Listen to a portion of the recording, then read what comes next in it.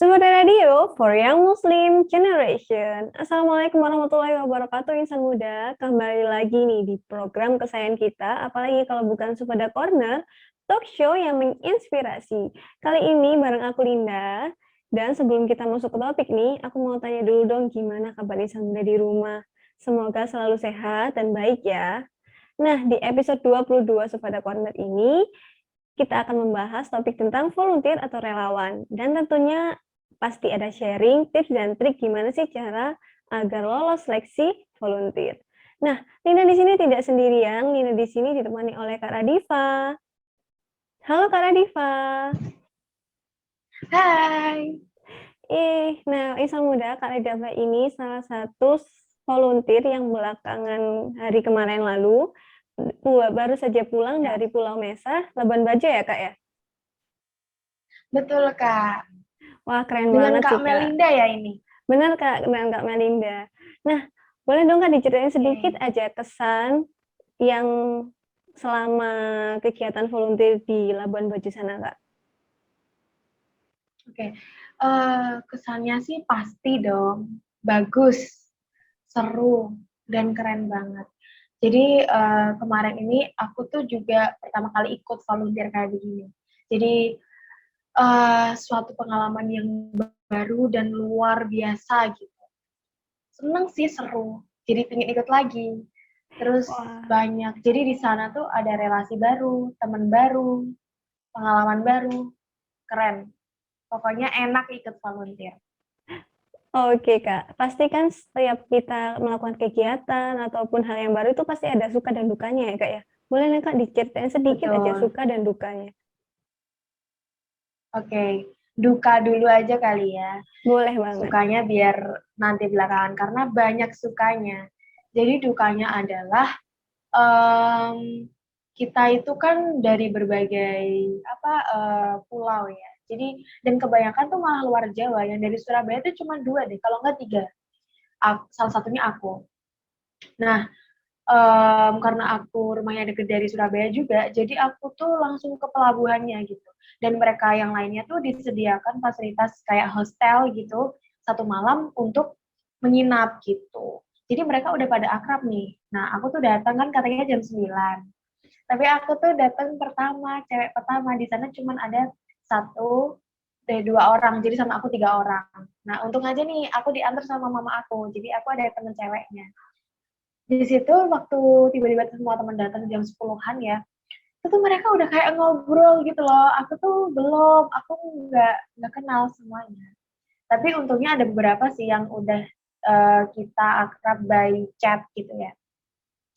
Udah, itu duka yang pertama. Tapi nggak yang sedih banget sih, karena setelah itu kita langsung akrab. Nah ini nih yang bisa aku ambil tuh, anak pengabdian, anak volunteer tuh keren banget. Mereka tuh cepet banget bisa akrab. Mereka cepet banget sama orang baru tuh kayak, ya ayo, nggak apa-apa kalau mau sama aku, ayo, kayak gitu. Nggak ada yang, nggak ada sekat gitu loh.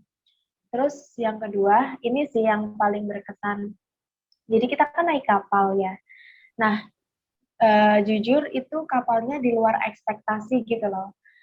Semua juga nggak pada tahu. Jadi kita tuh tidurnya bener-bener di bawah. Alasnya itu cuman kayak, tahu nggak, tas yang putih yang biasanya beras gitu. Oh iya, iya Kayak Kak. gitulah, semacam gitu. Sak ya kalau kita bilang ya. Oh iya, karunggoni atau gitu bisa. Betul. Terus sama banner yang kita pakai buat kegiatan. Jadi kita di situ tidur, awalnya sih aku nggak ngira gitu ya, karena dulu kan pernah tuh waktu rekreasi ke Bali, nyabrang Banyuwangi ke Bali tuh, kapalnya tuh juga biasa, tapi ada tempat duduknya gitu loh. Jadi Oke. ini tuh benar-benar semuanya tuh masih bertanya-tanya. Ternyata emang kita tuh tempatnya di situ.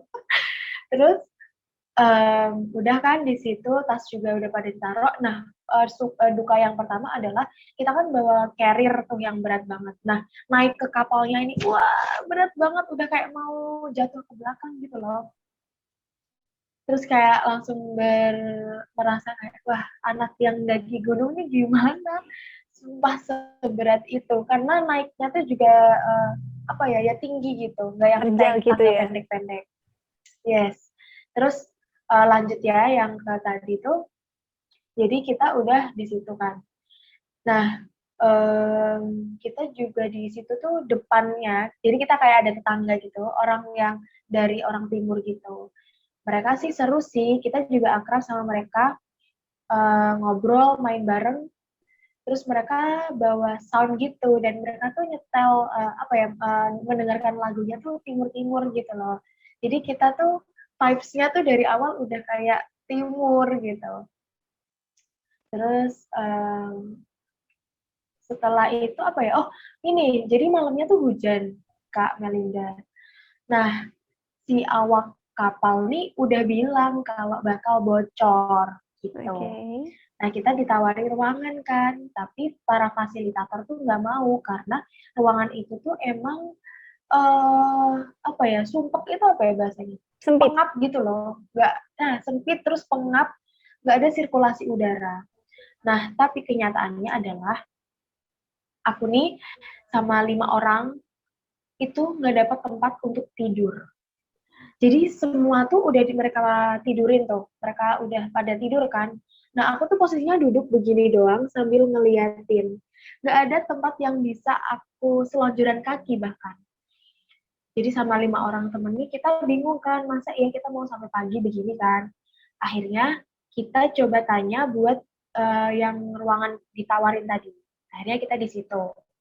Ruangannya sih sebenarnya oke, kasurnya ada 8, jadi kasur tingkat gitu. Terus di dalamnya juga ada AC. Nah, sayangnya ruangan ini tuh udah lama gitu loh. Jadi AC-nya tidak berfungsi. AC-nya tuh cuma terasa jarak tangan aja. Anginnya aja Akhirnya kita gitu di ya. situ kan. Iya, betul. Karena tapi kan kita nggak ada tempat ya, daripada kita nggak bisa selonjoran, seenggaknya senderan. Jadi kita di situ. Nah, di situ tuh kita kayak awalnya ya udah, tapi lama-lama bener-bener pengap, bener-bener sampai sesak gitu loh rasanya. Soalnya Karena kurang emang sirkulasi nggak ada udara. jendelanya. Iya betul, jendelanya tuh nggak bisa dibuka gitu, Kak Mel. Akhirnya ya udah, kita tetap tidur di situ. Tapi di kapal ini satu tempat yang dingin adalah musola. AC-nya tuh bener-bener dingin. Tempat ibadah Jadi ya, Bunda. Jadi ya, dingin. betul. Jadi sebelum tidur tuh ada delegasi yang minta aku nganterin buat sholat isya kan. Akhirnya aku di sana. Di sana tuh kan dingin banget ya, setelah aku sesak-sesakan di kamar bawah tuh, di ruangan yang ditawarin tadi tuh, akhirnya aku di situ. Nah, gara-gara itu aku ngakalin tuh. Jadi biar aku tetap nyaman tidur di situ. Jadi itu aku ngademin diri dulu di musola sampai kedinginan, yang benar-benar kedinginan.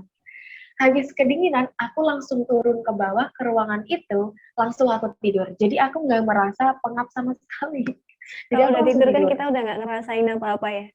Kalau udah pulas Iya, gitu, oke nah, oke. betul betul. Tapi karena emang sangat-sangat pengap ya, jadi aku tuh kebangunnya tuh nggak yang subuh gitu, tapi kayak jam-jam 2, jam-jam 3. Oh, tengah malam. Jadi betul. Malam pertama aku tuh bangun setengah 3, padahal baru tidur jam setengah 12 kalau nggak jam 11. Setengah 3 kan, setengah 3 tuh aku langsung kayak sesek gitu loh. Jadi aku bangun tuh langsung lari keluar buat nyari angin kan. Nah, karena angin laut udah enak tuh. Rasanya sudah seger. Habis itu aku langsung ke musola. Jadi jam setengah 3 tuh aku udah di musola. Terus sampai subuh aku di musola. Bolak-balik Jadi gitu gitu ya. sih ngakalinnya. Terus untuk malam kedua juga sama, cuman lebih pendek lagi nih tidurnya karena lebih pengap lagi, yang ikut kan lebih banyak. Jadi jadi banyak orang juga yang di ruangan itu. Tapi waktu ke musola itu udah penuh. Jadi musola ini kita nggak boleh tidur di situ gitu loh, Kamel. Tapi ternyata di malam kedua banyak banget yang tidur di situ sampai nggak bisa dibuat sholat. Intinya kayak gitu. Itu sih duka yang paling terasa. Jadi semua delegasi itu ngerasa kapal ini tuh banyak kejadian, tapi kita tuh yang nggak kapok gitu. Kayak ini tuh cerita yang luar biasa, maksudnya gitu. Jadi aku nggak bilang duka yang gimana-gimana, tapi yang jelas ini tuh pengalaman yang luar biasa kan. Jadi kita tuh merasa oh gini ya kehidupan kapal gitu. Jadi Terus dibuat yang pengalaman baru gitu ya Kak ya. Kan kita juga iya belum pernah betul tidur di betul. kapal, ternyata gini ya Nah, iya rasanya. betul. Apalagi kapalnya itu Iya betul. jenisnya seperti ini dan ini. Boleh, boleh. Hmm. Mungkin yang awal-awal yang tadi belum kenal Heeh. itu tadi dukanya mungkin emang belum kenal aja sih Kak. Kan kita juga online kan kebanyakan kalau komunikasi sebelum Nah, ketemu langsung gitu. Tapi setelah itu akrab heeh. kan ya Kak Sama ya? satu, oh ya akrab banget. Jadi aku tuh ada temen namanya Ajeng. Dia ini adik tingkat sih. Nah, kita tuh akrab gara-gara tanya soal vaksin gitu, Kak. Nah, waktu di situ dia kan juga sendiri kan, karena dia dari Jakarta tuh langsung, dia nggak ke hostel yang sama bareng-bareng delegasi. Jadi kita langsung akrab, di kapal kita tuh berdua mulu, sering berdua gitu loh. Sampai dibilang Soulmate. si paling sefrekuensi. Iya, Oh, kayak paling kalau ada Ajeng itu pasti ada aku gitu loh.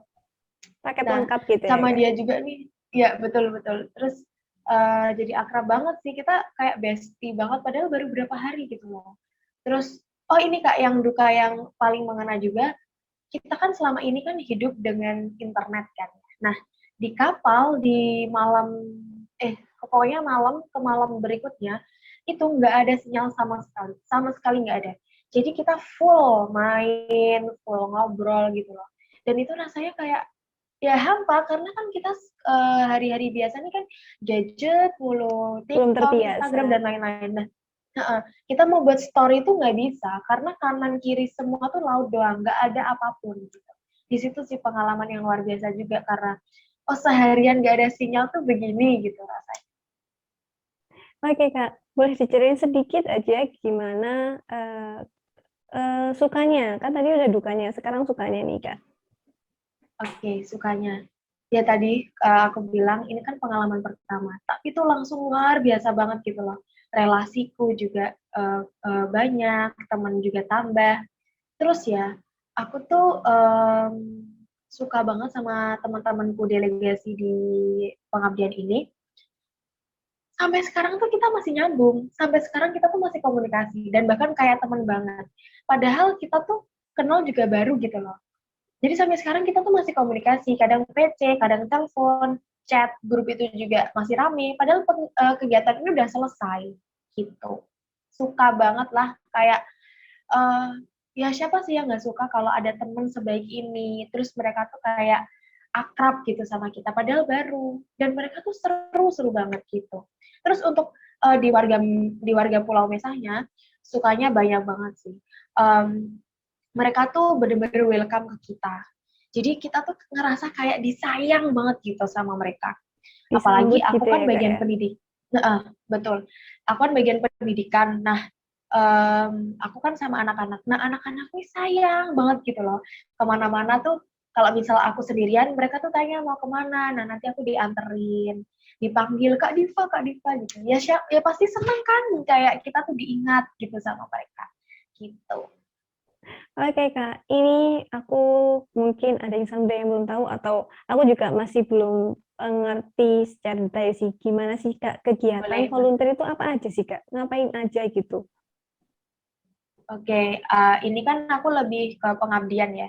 Jadi Oh, program ini itu untuk memberdayakan masyarakat di daerah yang dituju. Nah, kebetulan aku kan Pulau Mesah di Labuan Bajo.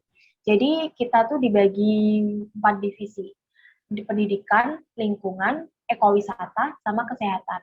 Nah, masing-masing divisi ini memiliki tugas gitu. Misal kalau kesehatan, ya pasti banyak melakukan di bidang kesehatan. uh, ya sosialisasi.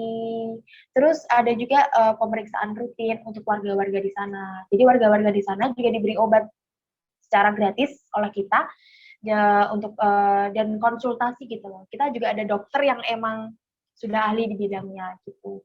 Untuk ekowisata, jadi ekowisata ini bertugas untuk membuat wisata di Pulau Mesa ini semakin maju dan dikenal. Dan kita di sini tuh buat IG, namanya Pesona Mesa.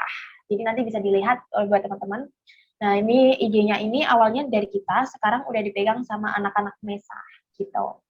Kita juga buat video promosi gitu-gitu. Jadi intinya kita mempromosikan wisata. Selain itu kita juga ingin mengembangkan perekonomian di sana. Jadi kita ada program kerja membuat nugget dari ikan. Karena di sana kan pasti yang banyak ikan dong Kak, karena di sekitar kan laut ya. Jadi membuat inovasi gitu. Dan alhamdulillahnya nugget ini berhasil dan masyarakat sana tuh suka. Gitu. Terus untuk lingkungan sendiri di sana, warga-warga di sana itu kan masih terbiasa untuk membuang sampah ke laut gitu. Jadi kita sempat untuk mengajak mereka membuat sampah itu menjadi lebih berguna. Nah, salah satunya kita ke anak-anak SD itu botol yang dihias lalu dibuat pot gitu Kak. Terus kita juga pasang papan untuk menghimbau mereka bahwa plastik ini lama loh terdaur ulangnya berapa tahun kayak gitu. Jadi kita di pintu masuk Pulau Mesanya kita pasang itu. Terus selama anak lingkungan di sana juga mereka selalu bersih-bersih gitu Kak. Bersih-bersih sampah-sampah yang berserakan dan mereka daur ulang gitu. Buat lilin juga, lilin dari minyak jelantah, begitu yang berhubungan tentang lingkungan. Nah, pendidikan yang terakhir yang aku masuk divisi pendidikan, tentu kita berhubungan sama anak-anak di sekolah. Jadi kita banyak melakukan program kerja yang tujuannya memajukan dan mengembangkan pendidikan anak-anak di Pulau Mesa. Gitu sih. Untuk program kerjanya banyak banget sih Kak. Nah, ada Fun English, di sana tuh bahasa Inggris masih belum ada pengajarnya gitu Kak. Jadi kita ada main-main bahasa Inggris dan luar biasanya ternyata mereka tuh cepat menangkapnya gitu. Dan banyak-banyak program kerja lainnya. Oke Kak, terima kasih udah jelas banget ya dijelasin sama Kak Adifa per divisinya, nggak tanggung-tanggung lagi. Ya. Oke Kak, kalau tadi kan Kakak bilang ikut program, nah boleh tahu dong Kak, yang Kak Radifa ikut itu program apa atau ya dari yayasan atau gimana Kak? Oke, aku ikut program dari Yayasan ID, Indonesia Development and Empowerment deh, kayaknya singkatannya. Ya, ini. Logonya kayak gini. Oke. Ada di IG-nya namanya ID Indonesia. Nah, nama programku itu ini. Tapak Sejarah. Gitu. Oke, Kak, ini aku ada pernah baca nih, kalau volunteer itu ada yang full founded dan self founded. Nah, itu apa sih Kak bedanya dan Kak Radifa itu termasuk yang kategori yang mana nih? Oke, sebenarnya ada 3 Kak Melinda. Ada fully founded, partial founded, dan self funded. Jadi kalau semuanya tuh pertama mendapatkan tentunya kesempatan untuk fully founded. Jadi dibiayai secara penuh. Jadi kita berangkat tuh gratis. Nah, setelah seleksi sampai tahap kedua, pasti kan ada nih anak-anak yang lolos ke tahap wawancara. Nah, mereka berkesempatan untuk dapat fully founded, dibiayai secara penuh. Tapi yang enggak, tapi udah lolos dari tahap pertama, nah ini dia bisa partial founded. Nah ini tuh kita bayar, tapi tidak full gitu loh. Jadi misal ada biayanya segini, nah tapi kita ditanggung beberapa sekian persen dari pihak idenya, dari pihak yayasan. Terus kalau self funded itu full, dia bayar sendiri dan tidak perlu melakukan seleksi. Jadi langsung gitu. Gitu sih, Kak. Untuk Kak Radifa sendiri termasuk kategori yang mana?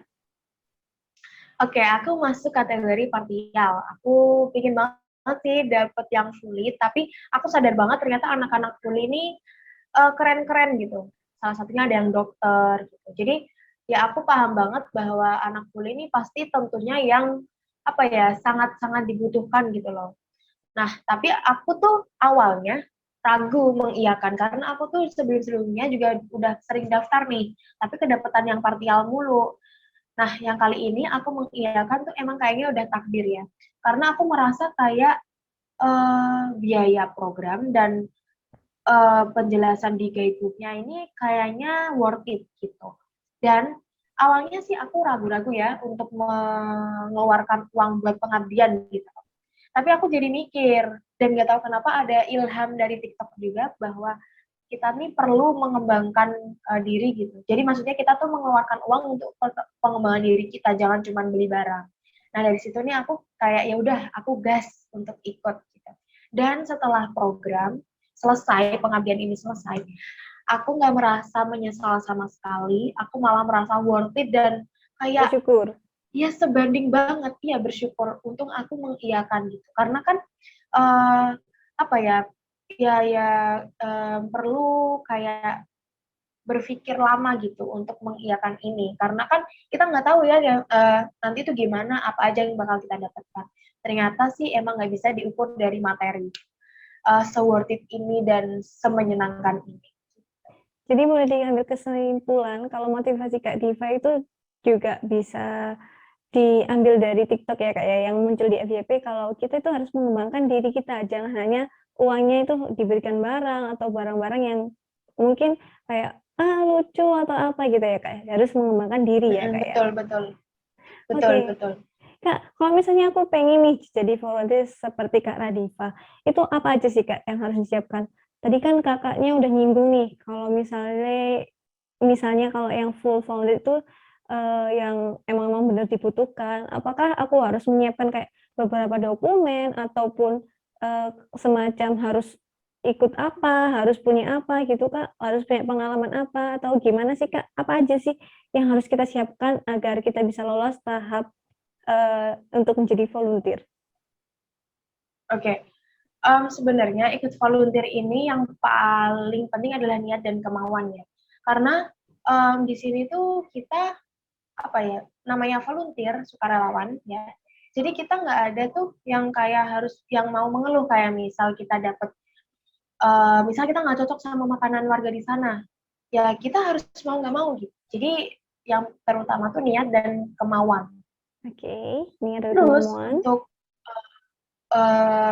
apa namanya um, tadi fully founded dan lain-lain itu sebenarnya kalau masalah fully founded itu tidak ada kriteria yang bisa aku kasih. Jadi itu tuh tergantung yayasan. Yayasan membutuhkan yang bagaimana. Nah, mungkin kalau ingin fully founded, kalian bisa persiapin nih stalking IG, gimana sih yayasan ini gitu. Terus stalking tempat daerah yang dituju. Jadi daerah itu kayak gimana aja orangnya. Terus kalau enggak um, apa namanya stalking orang-orang yang ada di yayasan itu, ketuanya. Ya, jadi intinya mengenali yayasan itu. Tapi kalau dari aku sih, ya niat sama kemauan tadi.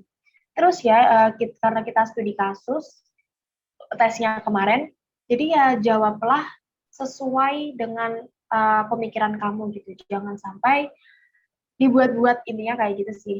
Dan kalau menurutku, anak pengabdian ini, orang-orang yang emang mau secara sukarela, secara ikhlas gitu. Jadi kalau emang dari awal kamu ingin mendapatkan uh, impact atau dampak yang wah, atau kamu tuh menginginkan bukan dari segi volunteernya, kayak misalnya, aku pingin nih nanti dapat sertifikatnya aja.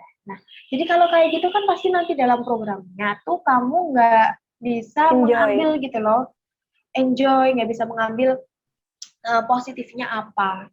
Jadi itu sih, kalau kalau dari awal udah ada kemauan dan niat, pasti banyak banget yang bisa kamu rasain gitu. Jadi persiapan tuh niat sama kemauan aja. Kalau kalau dari aku belajar ya, dari aku kemarin daftar, aku tuh daftar cuman pingin ke destinasinya. Jadi kayak misalnya Labuan Bajo, aku pengen ke Labuan Bajo gitu. Nah, tapi endingnya aku nggak daftar kan, karena berarti niat sama kemampuanku tuh masih setengah gitu. Nah, tapi yang ini menurutku di ide Indonesia nih tesnya lumayan beda. Yang lainnya tuh sebelum aku ikut tes yang tahap 2 tuh tes wawasan kebangsaan. Jadi kita pilihan ganda gitu loh, semacam tes buat CPNS kayak gitu. Nah, tapi kalau di ide ini kita studi kasus. Jadi kita dikasih masalah yang ada di pulau itu. Nah, mau nggak mau, kita kan harus baca tuh apa yang sedang terjadi di Pulau Mesa, apa yang sedang viral, apa yang harus diperbaiki, dan lain-lain. Gimana kondisi ekonomi, gimana kondisi pendidikan. Nah, dari situ, kita kan jadi kayak tahu dan akhirnya mau gitu loh. Kemauan kita tuh lebih banyak, gitu intinya. Oke, kalau bisa Apa aku simpulkan masih kurang sedikit ya, jelas? Kak, ya. Yang pertama itu Ya. kita harus niat, pastinya. Yang kedua itu kita harus tahu dulu nih, kita harus cari tahu informasi dulu, kita mau di volunteer program apa. Kalau kita bisa nelusuri tentang Instagram-nya ataupun, volunteer-volunteer terdahulu, gimana tesnya, juga kita bisa, mempelajari dulu ya, Kak, ya, untuk menggali informasi lebih Hmm, dalam lagi, gitu aja sih ya, Kak, ya. iya. Dan juga Iya, kalau iya. untuk Oh iya, Kak. tesnya bisa dipelajari kayak misalnya kewawasan kebangsaan atau misalnya mau volunteer-nya ini mau tujuannya kemana kita bisa mempelajarinya Hmm. gitu ya, Kak, ya? Iya, betul. Tambahan dari aku, setiap acara begini kan pasti ada guidebook-nya. Nah, guidebook-nya ini dibaca dengan teliti. Jadi sebelum daftar, baca dulu nih teliti. Dengan teliti gitu. Kayak, ini bakal di mana, terus biaya program, terus kapan program ini akan dilaksanakan, di situ kan udah jelas. Nah, kadang nih ada yang kurang teliti gitu loh bacanya. Jadi pasti nanti akan jadi bentrok gitu. Kayak misal kita jadi, lah kok jadinya begini gitu. Padahal katanya begini. Nah, padahal di guidebook-nya ini udah jelas kalau kita tuh akan kegiatan sampai tanggal ini. Kita naik kapal, ini begini, begini, begini gitu. Yang berarti Oke. ada 3 sih dari aku, niat, kemauan, sama pahami dengan betul guidebook dari program yang akan kamu daftar gitu. Oke, catat ya, catat, harus dicatat. Untuk Iya. tips dan triknya nih, Kak, aku juga pengen dong, gimana sih tips dan trik biar lolos tahap volunteer? Kan seleksinya ada 1, 2. Oke. Oke, nah pertama kita tuh diminta untuk mengisi formulir kan pasti, dan kebanyakan formulirnya ini tentang diri kita sendiri. Jadi ya biasanya kita kayak buat esai gitu loh. Pasti kalian udah terbiasa kok buat kayak kita daftar di kerja kan pasti kayak sebutkan kelebihan kamu, kekurangan kamu. Nah itu buatlah kalimat yang baik dan jujur gitu. Kan banyak tuh sekarang tips and trick gimana kita buat essay yang bagus. Nah itu bisa dipelajari. Intinya tahap pertama tuh pasti tentang diri kita, pengalaman kita apa, gitu-gitu. Terus setelah kalian lolos nih, nah kalian pasti ada di tahap 2. Nah, aku bahas yang kemarin aku ikuti ya, kan kemarin tahap studi kasus. Nah, studi kasus ini kembali lagi tadi, kalian harus belajar masalah pulau mesah kayak aku nih, berarti kalian harus belajar destinasi atau tempat atau lokasi yang akan kita tuju. Nah, dari situ kan pasti jawaban kalian itu terlihat bahwa kalian tuh tahu betul, paham betul apa aja masalah yang terjadi di lokasi tersebut. Terus untuk tahap ketiga wawancara, nah kalau wawancara sendiri aku nggak tahu ya, tapi intinya dari semua tahap ini adalah dari kita sendiri sih. Kalau emang kita udah mau dan niat, pasti emang diri kita tuh cocok untuk menjadi volunteer gitu. Tapi kan pasti banyak lah ya orang tuh yang emang cuman pingin ikut-ikutan aja. Nah pasti itu jawaban dia yang nggak yang dicari oleh pihak yayasan ini gitu. Karena bukan dari hati dan kurangnya ada Nah iya, keterbukaan dan kejujuran ya, Kak, ya? iya Seperti betul dibuat-buat betul. gitu, soalnya ada tujuan yang nggak selaras dengan volunteer kita kan jadi relawan, tapi dia memiliki tujuan yang beda gitu. Iya betul. Mm-mm. Oke, terima kasih Kak Nadira, kita udah bahas tentang volunteer itu gimana, kegiatannya, habis itu macamnya Ya, ada full, ada yang self-founded dan lain sebagainya, habis itu tips dan trik. Nah, terakhir nih Kak, mungkin ada pesan dan saran buat insan muda di rumah gimana yang mau ingin menjadi volunteer habis mendengarkan cerita Kak Radifa? oke. Sebelumnya aku mau nambahin sukanya ya, Oh sambil ya boleh. aku salam-salam, titip salam ya. Jadi di sana tuh alhamdulillahnya anak-anak tuh pada suka sama aku. Jadi waktu aku keluar dari rumah, mereka tuh udah nungguin gitu. Waktu aku keluar mereka lari, Kak Diva gitu. Dan mereka selalu rebutan tangan aku karena mereka rebutan nih siapa yang aku gendeng. Terus setiap foto juga rebutan di sebelah aku. Dan itu suka banget sih. Bayangkan aja gitu rasanya kamu itu memberikan ilmu dan mereka ingat sama kamu gitu. Dan buat adik-adik Mesah yang dari kemarin tanya, Kak kapan kesini lagi? Doakan ya semoga kakak bisa ketemu kalian lagi di Pulau Mesah. Oke, untuk pesan buat kalian semua yang pingin jadi volunteer, yang pingin daftar-daftar pengabdian, pesan dari aku adalah kalian harus niat dan mau gitu. Karena dari situ pasti kalian akan bisa mewujudkan keinginan kalian gitu. Kalau jadi volunteer nggak bisa setengah-setengah kemauannya, karena di dalam programnya nanti akan banyak kejadian yang di luar ekspektasi kalian. Kayak yang duka yang aku bilang tadi, Kak. Nah, itu kan di luar ekspektasi kita semua. Tapi di balik itu, menurutku duka itu nggak terasa lama, pasti banyak sukanya. Karena sumpah deh jujur, aku ngerasa se-worth it itu sampai sekarang kita masih kontak. Terus kita kan juga dapat tuh dari pengabdian ini kita dapat jalan-jalan satu hari, di mana itu seru banget gitu. Terus tambah lagi kita jadi akrab nih sama orang luar pulau, bisa tanya-tanya kayak kehidupan mereka gimana gitu-gitu. Terus ini ya, tambahan lagi, untuk di sana, di Pulau Mesa ini kan sedikit air, Kak, sedikit air. Jadi kita harus hemat banget nih, air tawar. Air tawar tuh soalnya beli. Nah, dari sini kan ekspektasi kita tuh nggak yang begitu, gitu. Nggak yang air tuh sesusah itu, apalagi kita di Jawa ya. Jadi terbiasa air tuh tinggal nyalain keran, tinggal minum. Banyak banget ya, Kak ya? Karena tuh, iya, jadi intinya kembali lagi, kemauan dan niat. Kalau kemauan udah oke, niat udah oke, ya udah gaspol aja. Pasti kalian akan menerima kondisi di sana dan nggak yang mengeluh gitu. Gitu sih. Terus untuk teman-teman di sini yang minat, dari IDE Indonesia ada buka lagi program di Antikong perbatasan Indonesia sama Malaysia. Jadi nanti mungkin kalian bisa tanya ke Malaysia gitu. Jadi IDE Indonesia lagi buka nih, nah bisa kalian stalk di Instagramnya IDE Indonesia. Dan aku saranin banget, kalian ikut IDE Indonesia karena dari kemarin pengalaman aku, bener-bener yayasan ini se-worth it itu kalau ngasih fasilitas ke kita. Jadi aku nggak merasa kayak di mana sih uangku ini kepake gitu. Bener-bener se-worth it itu dari penginapan dan fasilitas yang lain. Jadi gini Kak, yang kemarin tuh ada yang sempat positif, nggak bisa pulang dulu, dan itu ditanggung penginapannya sama IDE Indonesia, gitu. Di Labuan Bajo 1 minggu. Jadi kita dapat feedback yang cukup memuaskan juga ya Kak ya? Iya, jadi menurutku oke sih kalau kalian ikut, kayak terpercaya gitu loh bagi aku ya, yang aku ikutin ini menurutku worth it dari IDE Indonesia, gitu.